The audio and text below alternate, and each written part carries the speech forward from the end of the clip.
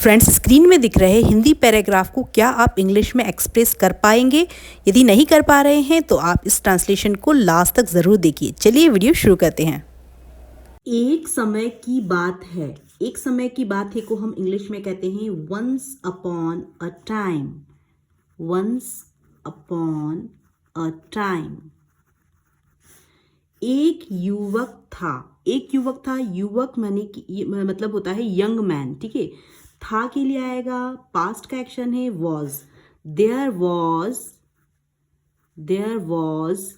A young man. A young man. There was a young man. जो, who, जो के लिए हम लिखेंगे हु।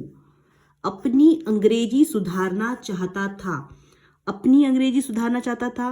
कुछ चाहता था के लिए हम कहते हैं वांट। वांट का था इसीलिए पास्ट है, इसीलिए वांट का वांटेड हो जाएगा। हु वांटेड टू, क्या चाहता था? अपनी इंग्लिश सुधारना चाहता था। सुधारने को हम इम्प्रूव कहते हैं। Improve his English. Improve his English. So once upon a time there was a young man who wanted to improve his English. वह रोज नई नई किताबें खरीदता था, वीडियो देखता था और नोट्स बनाता था। अब देखिए, कोई भी काम को हम पास्ट में हमेशा करते थे और अब नहीं करते हैं, इसके लिए हम यूज करते हैं यूज्ड टू।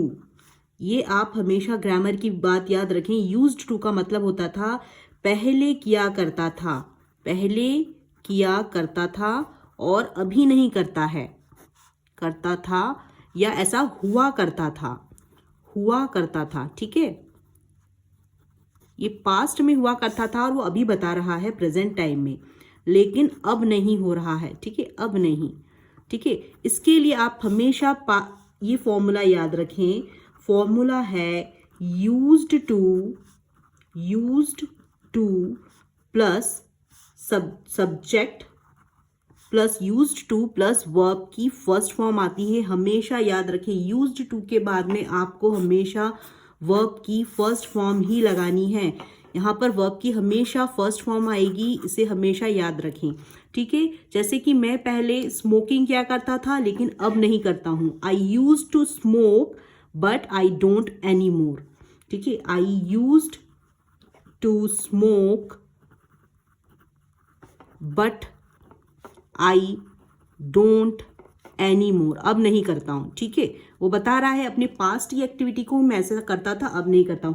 मैं पहले देर से सोता था। I used to go to bed late. I used to go to bed late. अब आप यहां पर देखें कि यहां पर यूज्ड टू के बाद में वर्ब की फर्स्ट फॉर्म आई है। ठीक है, वैसे ही यहां पर इसी तरीके से ये सेंटेंस का फॉर्मेशन होगा। वह रोज रोज नई किताबें खरीदा करता था। तो खरीदने को हम कहते हैं buy. He used to buy new books. Video देखता था, वॉच वीडियोज। और एंड नोट्स बनाता था, टेक नोट्स एवरी डे। ठीक है, रोज के लिए आया every day. So whole translation will be he used to, खरीदने का होगा बाय, फर्स्ट फॉर्म उसकी होती है बाय बॉट तो बाय आएगा। He used to buy new books, watch videos and take notes every day.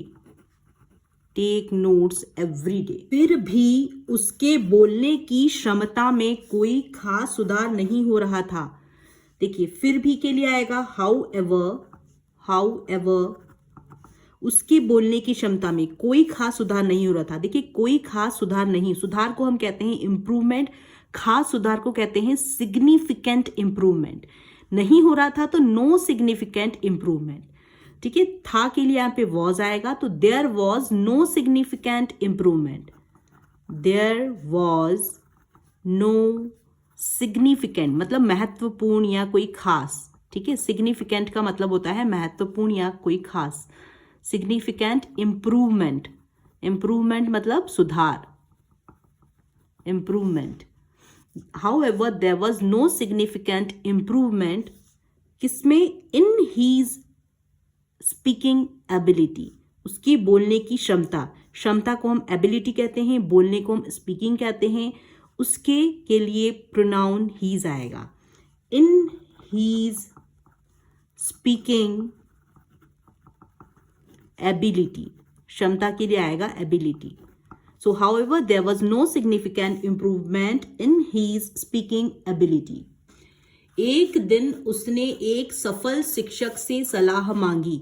अब देखिए, सलाह मांगी, इसके लिए बहुत ही अच्छा वर्ब है, इसे हम कहते हैं सीक.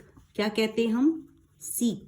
सीक जो होता है उसकी सेकेंड फॉर्म होती है सॉट. थर्ड फॉर्म भी उसकी होती है सॉट. SOUGHT. थर्ड फॉर्म भी उसकी होती है सॉट. और फोर्थ फॉर्म होती है ING फॉर्म सीकिंग. देखिए, इसका मतलब होता है जब हम कोई एडवाइस, कोई हेल्प, कोई परमिशन, कोई गाइडेंस जैसी चीज़ों के साथ में इसको हम यूज़ करते हैं, तब सीक का हर जो मीनिंग निकलता है वो होता है मांगना, प्राप्त करना, प्राप्त करने की कोशिश करना. जैसे कि मैं मदद मांगता हूँ, आई सीक हेल्प. आई सीक हेल्प. ठीक है. अब चूंकि पास्ट का एक्शन है, यदि आप पास्ट में कोई सेंटेंस बना रहे हैं तो ये सॉट हो जाएगा. उसने मार्गदर्शन मांगा या उसने गाइडेंस मांगा. She sought guidance. She sought guidance. ठीक है. तो सीक का सेकेंड फॉर्म सॉट आ जाएगा यहां पर जब वो किसी पास्ट की एक्शन की बात करेगा. अब देखिए फ्रेंड्स, ये जो इसको पढ़ते हैं कैसे? सॉट. सॉट जैसे थॉट होता है, बॉट होता है, फॉट होता है, वैसे ही ये है सॉट. ठीक है. सो इस ट्रांसलेशन को सॉल्व करते हैं. एक दिन उसने एक सफल शिक्षक से मदद मांगी. एक दिन, वन डे उसने ही सलाह मांगी. सॉट एडवाइस किससे मांगी? From a successful teacher. From a successful मतलब सफल टीचर, शिक्षक से. So one day he sought advice from a successful teacher. शिक्षक ने मुस्कुराते हुए कहा, ज्ञान इकट्ठा करना अच्छी बात है, लेकिन जब तक तुम उसका अभ्यास नहीं करोगे तब तक तुम्हें परिणाम नहीं मिलेगा. शिक्षक ने मुस्कुराते हुए कहा. मुस्कुराने को हम स्माइलिंग कहते हैं. स्माइल का स्माइलिंग हो जाएगा क्योंकि वो मुस्कुरा रहे थे. Smiling the teacher said. Smiling the teacher said. से का सेड हो गया है, पास्ट का एक्शन है. से, said, second form of verb आएगी. ज्ञान इकट्ठा करना अच्छी बात है. इकट्ठा करने को हम गैदर कहते हैं. गैदरिंग नॉलेज, ज्ञान को नॉलेज कहते हैं. अच्छी बात है के लिए गुड आएगा. Gathering knowledge is good. Gathering knowledge is good. लेकिन जब तक तुम उसका अभ्यास नहीं करोगी. जब तक के लिए, लेकिन के लिए आएगा बट. जब तक, अंटिल. लेकिन जब तक, बट अंटिल उसका अभ्यास नहीं करोगे. Until you practice it.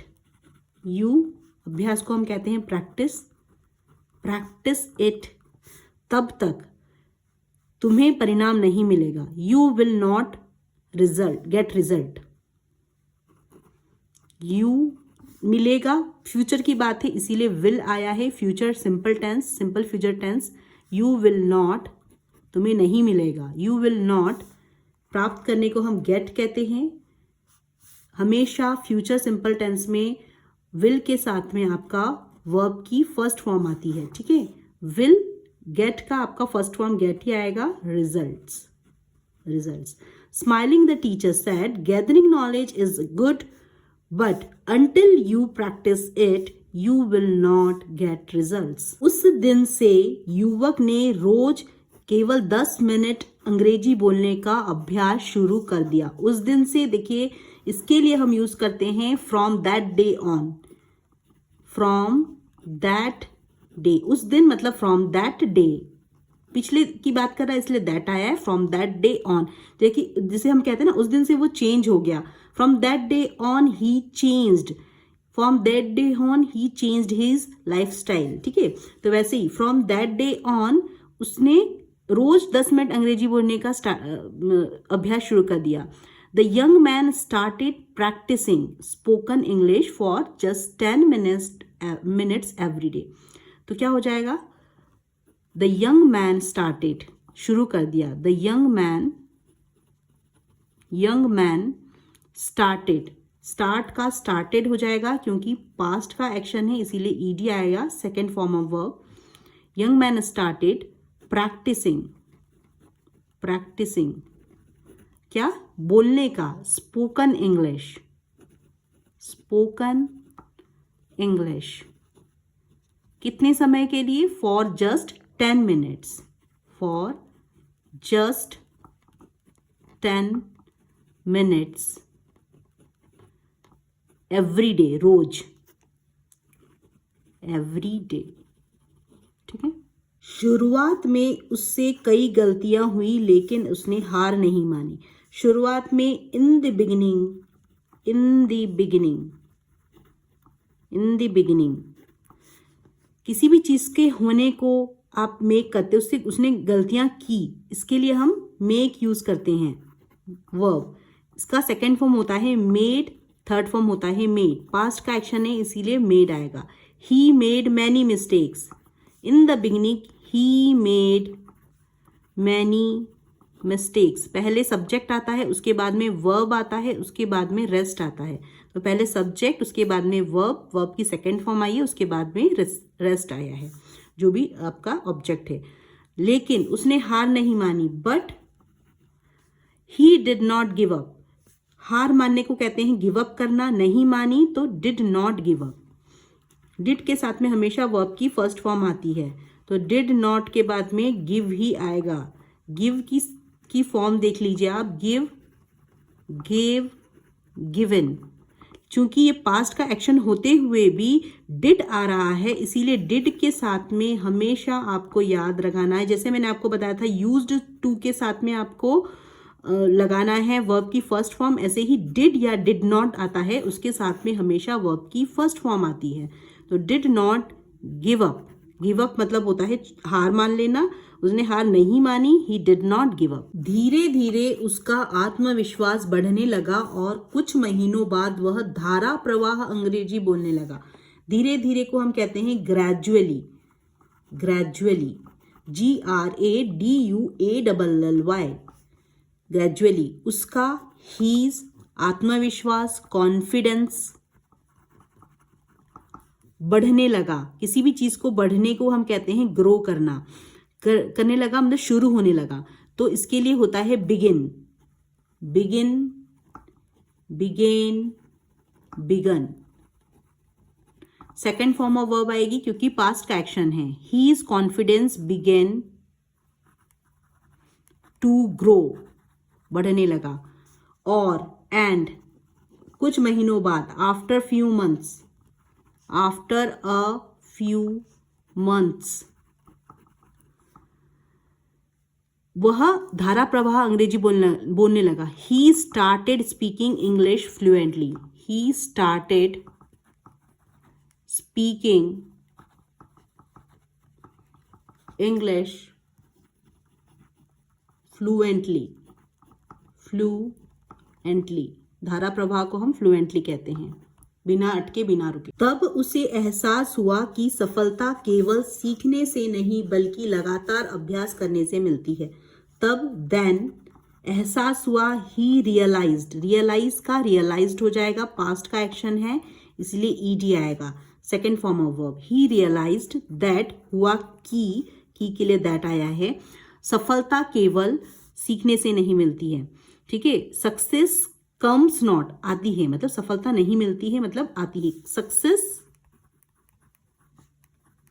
Comes, success singular है इसलिए कम के साथ में एस आएगा, कम्स हो जाएगा क्योंकि सिंपल प्रेजेंट टेंस है। Comes not only, success comes not only learning, सीखने से मतलब लर्निंग, सीखने को हम लर्न कहते हैं, ओनली लर्निंग, बट लगातार अभ्यास से मिलती है। लगातार अभ्यास को कहते हैं कंसिस्टेंट प्रैक्टिस, बट फ्रॉम क्या कहते हैं, consistent, CON consistent, TENT tent, consistent practice. Then he realized that success comes not only learning but from consistent practice. Please check description box for practice. So friends, if this video add any value in your English learning journey, please do subscribe my channel and don't forget to hit the bell icon, जिससे कि मुझे आपका प्यार और motivation मिलता रहे और मैं आपके लिए इस तरीके की यूजफुल इंग्लिश कंटेंट्स लाती रहूं और आपकी इंग्लिश लर्निंग जर्नी में एक वैल्यू ऐड करती रहूं। तो please do subscribe my channel. Thanks for watching my videos. Keep learning, keep watching, keep growing.